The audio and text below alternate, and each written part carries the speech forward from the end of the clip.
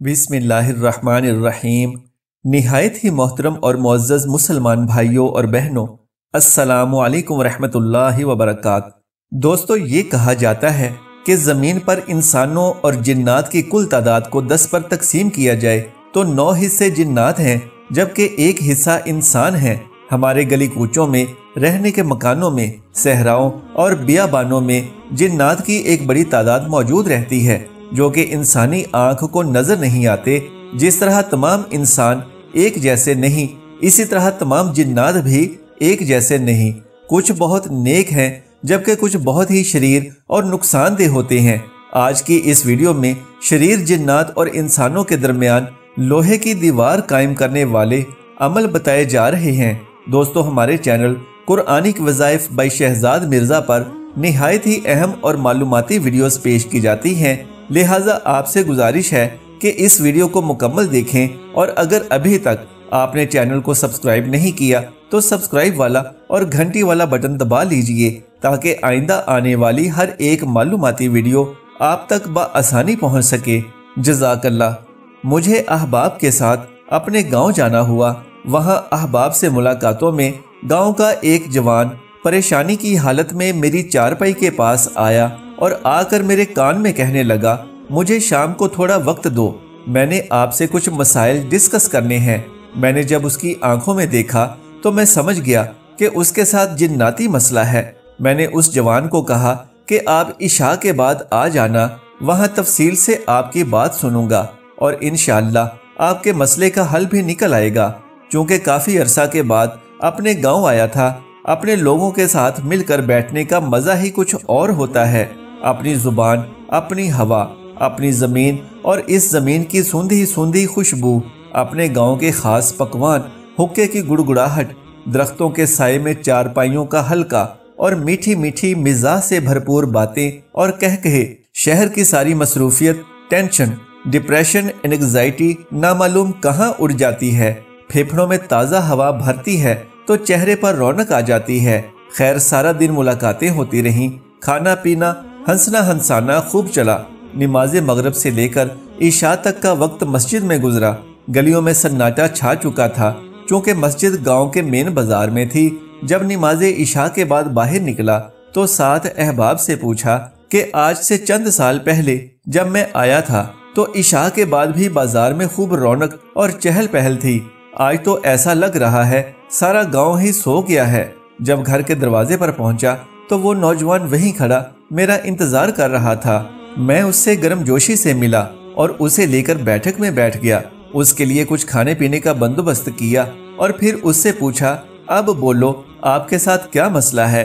उस लड़के ने बताया कि मेरे ऊपर एक जिन मुसल्लत है, 24 घंटे मेरे साथ रहता है। उसने मेरा सुकून बर्बाद कर दिया है। मैं किसी तकरीब, किसी शादी और ना ही किसी फौतगी वगैरह में जा सकता हूँ। अचानक मेरी तबीयत खराब हो जाती है, मेरे अंदर आकर बोलना शुरू कर देता है। इस जिन ने मुझे बर्बाद कर दिया है। हर वक्त मेरे जिस्म में सुइयां चुभोता रहता है, जिस्म पर काले दाग बन गए हैं जो उसने बात करते हुए मुझे दिखाए भी। जितना मैं इसका इलाज करवाता हूँ ये उतना मुझे अजियत देता है। बात करते हुए उस शख्स की आंख से आंसू रवां थे। अपने आंसू साफ करते हुए उसने मजीद बताया कि इसका कोई इलाज कारगर साबित नहीं होता। जिस्म में हर वक्त दर्द रहता है, जिस्म जकड़ा हुआ है, बदन हर वक्त आग की तरह दहकता रहता है और वो जिन मुझे नजर नहीं आता मगर मेरे जिस्म के साथ अजीब अजीब शर्मनाक हरकतें करता रहता है। ये बात बताते हुए उसकी हिचकी बंद गई। मैंने अपनी चारपाई से उठकर उसको तसल्ली दी, उसे पानी का गिलास पेश किया। उसने चंद घूंट पिए और खामोश हो गया। मैंने उसे चंद चीजों से परहेज बताया। उसे भरपूर तसल्ली हुई और दुआएं देता हुआ उठकर चला गया। उसके जाने के बाद मैं काफी देर बैठा सोचता रहा कि जब से हमने मसनून अमाल को छोड़ा है, हमारी और शरीर जिन्नात के दरमियान जो आहनी दीवार थी वो खत्म हो चुकी है। मेरी नजर में बस यही सबसे बड़ी और अहम वजह है। काश हम दोबारा नबवी अमाल पर आ जाएं। हजूर नबी करीम सल्लल्लाहु अलैहि वसल्लम ने हमारी हर कदम पर रहनुमाई फरमाई है।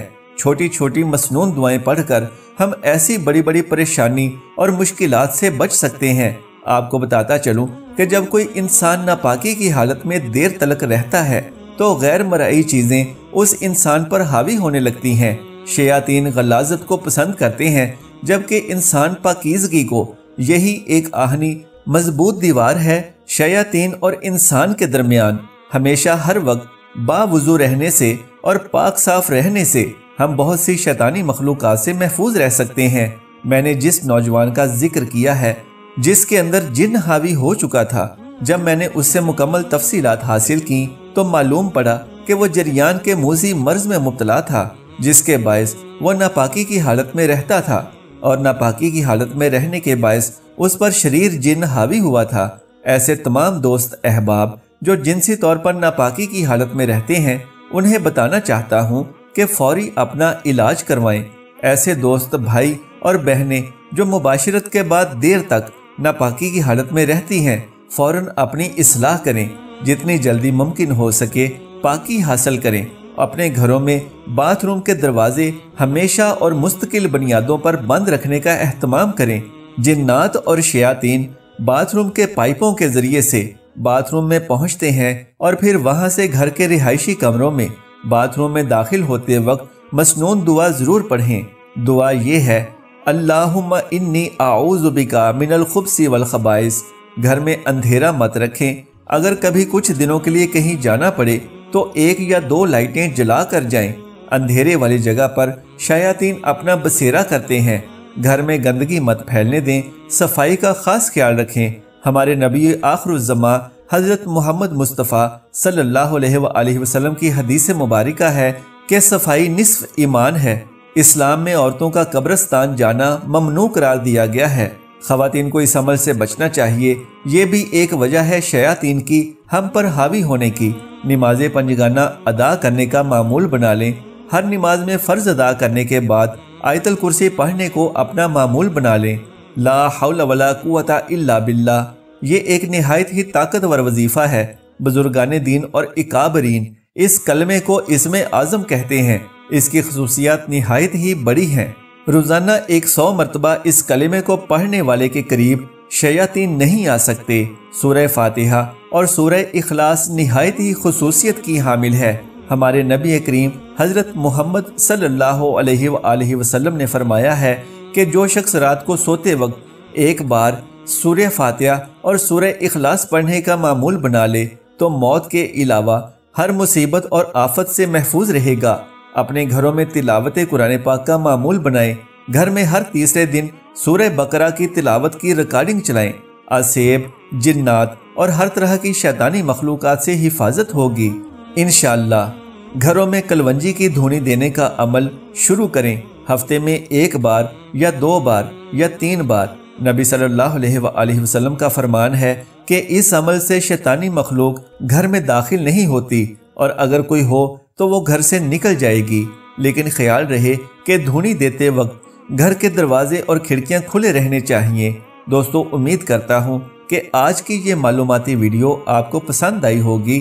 براہ کرم اس ویڈیو کو لائک اور شیئر کر دیجئے، اور اس اسلامی و اصلاحی چینل قرآنک وظائف بائی شہزاد مرزا کو سبسکرائب کر لیجئے۔